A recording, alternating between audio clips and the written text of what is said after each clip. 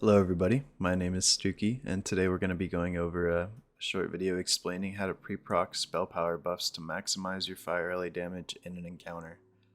This can net you upwards of around 300 DPS. Let's get right into it. Let's go over the items. So first off, we have probably one of the hardest ones to attain. It's the Circlet of Arcane Might. This drops from Heroic Hillsbrad Foothills. It's only a 2% drop rate to get the pattern, so you may need to find someone that has it already, or if you're lucky enough, you can craft it yourself.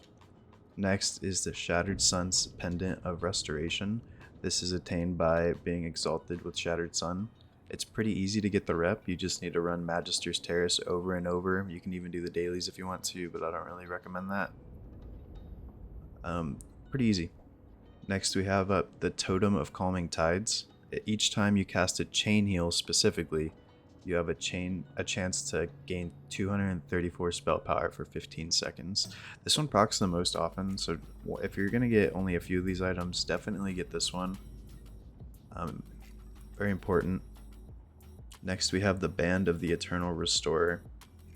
This one you get from doing Mount Hyjal, so you need to get rep by killing mobs in there. It might take you a while to get since you can only do one lockout a week.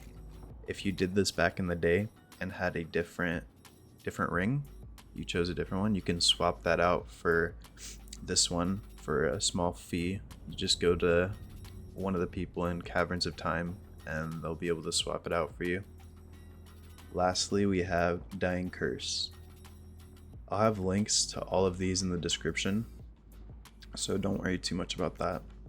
I wanted to go over the equipment manager real quick that's built into the game, because I was kind of surprised to see that not a lot of people know about this. So go to Options, Interface, and then you scroll down to Use Equipment Manager. Check this box. Once you check that box, press Close, and then you can see on the top right of your character info, there will be an Equipment Manager button. So if you press Save with a certain gear set equipped, you'll be able to rename that and save it. I have a DPS one right here. I dragged it onto my bars so it's easy to swap during the fight. So if I press this right here, it'll swap to my normal DPS gear. And then if I press this, it swaps to my spell gear. It's important to make sure your spell gear is equipped at least 45 seconds to a minute before the fight starts so that your item's internal cooldowns will finish. So you can see I have 30 seconds on Dying Curse, so I want to make sure that I'm not pulling or doing anything until this is up. Let's see what the pre-pull is going to look like. Before we pull, I want to go over what we're going to do exactly and why. First, we have Totem of Calming Tides. This only procs with Chain Heal, so that's why we're going to be casting Chain Heal at the start to guarantee this proc, and once we get this totem proc, we're going to use rank 1 Lesser Healing Wave. The reason we're using rank 1 is because it's an extremely fast cast time, and the more casts we get in for the pull, the more chances we have to proc our spell power items. Once we have all the procs, we want to swap to our DPS set right before the fight. This is the most important part. You need to swap to your DPS set and pop your wolves with your pot before combat starts, or else you're going to be stuck with this set in the fight. Happened to me last night in 10-man. It's not fun. Everyone's going to make fun of you. So I highly recommend not doing that. So we equipped our spell power gear about a minute to 45 seconds before the fight. All of our internal cooldowns are up, ready to go. So we're going to start with a chain heal to proc our totem, which is this guy. Once we get that totem proc, we're going to spam Lesser Healing Wave until we get all of our procs. Once the pull timer is about to end, we're going to switch to our DPS set, pop our wolves and our potion, and then we go into combat. And then we pop our Fire Elemental once we get Demonic Pact from the Warlock. So you make sure you get Demonic Pact with all of your buffs, and then we drop our Fire Ellie, and that's post-combat. So let's see that play out real quick. I'll do a pull timer. Wait until about 10 seconds, then we use our Chain Heal into our Lesser Healing Waves, and then we switch sets pre-pot. Chain Heal, Lesser Healing Wave. Getting really lucky with these procs. 4, 3, Pre-pot, 2, change to DPS 1. set, enter combat. Once we get Demonic Pact, fire early. Should get a fat fire elemental from that. Should be big damage. Biggest thing again is making sure you switch back to your DPS set right before combat. Do not be stuck with this set during combat.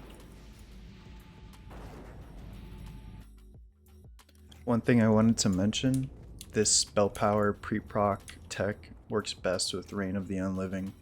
The reason for that is because Reign doesn't have an internal cooldown. So once we proc Dying Curse and we switch to Reign, it's going to be ready to go. We're getting the maximum value from it. Although when I was using Dark Matter, I was still using this pre-proc set for Jiraxxus. The reason for that is because I'm still getting that huge fire elemental from Dying Curse, and then once my Dark Matter is ready to proc again, it's already the cleave phase. So you're kind of staggering your trinkets so that you'll have your trinkets up during the cleave phase, as well as getting that big fire elemental proc. So that's pretty important to note.